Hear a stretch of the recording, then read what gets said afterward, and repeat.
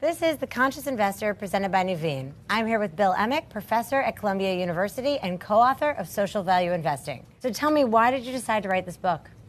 We decided to write the book because we really believe that profit and purpose can go together, that you don't have to choose one or the other. And in fact, I'll go even further than that. If we look at some of the bigger problems facing the world, inequality, climate change, opportunities, the disappearance of work, automation, those are problems that are not going to be solved by government alone, but they're not going to be solved by the private sector alone either.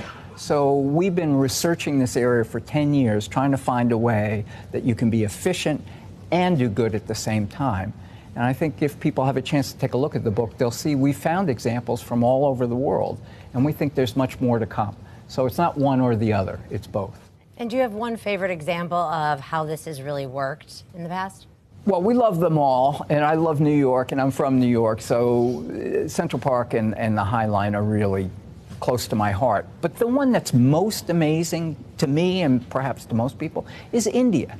You know, when most people think of India, they think of poverty, they think of streaming people, they think of Gandhi, and they don't recognize that India is the 6th largest economy in the world and growing faster than any other large economy.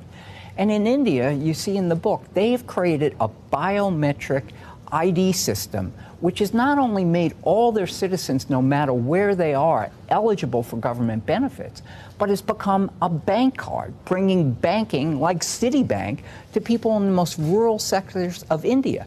Through e-medicine with a private for-profit, Apollo Medicine, you can be diagnosed for brain problems by one of the best doctors in the world in Mumbai, in your small village in northern India. To me, it's almost like science fiction. It really is. But it's happening right now. There are over 1.2 billion people registered in the system using it. And you can carry that card. You don't have to carry your driver's license. You don't have to carry your proof of your mortgage. All your important documents are carried on the card. So you go to the bank, you give them your card, and they can approve you for a loan. And what did they do right that allowed them all to work together? Well, I mean, I hate the phrase, but that's a great question. It really is. The government had this idea in the 90s, and from the 90s all the way into the middle 2000s, it went nowhere because they didn't have the expertise. And when Modi, the current prime minister, came in, he reached out to their Silicon Valley, to one of the strongest tech sectors in the world, and asked one of their leaders, would you come into the government, $1 a year, and help us put this system together? And that's exactly what happened. So the backbone of the system is the private sector, which serves now India, not just American Express. And the registration was done by 200,000 entrepreneurs that they licensed into the system to actually get people registered. So it was local, international, government, private, and community all working together.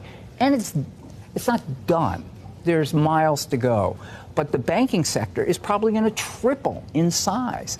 The wealth of people and communities, and most importantly to me, corruption, which was a terrible problem with government benefits. I wouldn't say it's eliminated, but it's reduced dramatically. So benefits all around.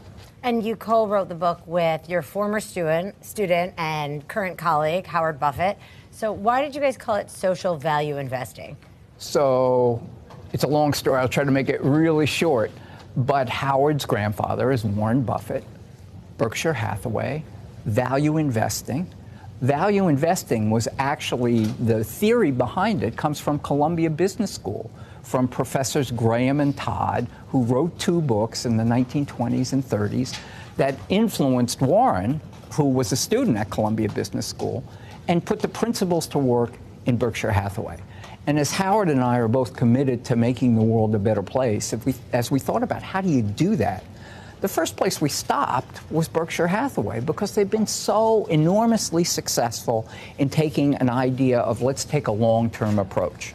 And we looked at their principles, we looked at Dodd and Graham, and then we looked at our own experience, and we put together what we think is both a management and measurement strategy that can achieve not just profit, but also purpose, positive impact. So it's not, again, it's not the choice. Let's have impact investing or let's have for-profit investing. Let's have both.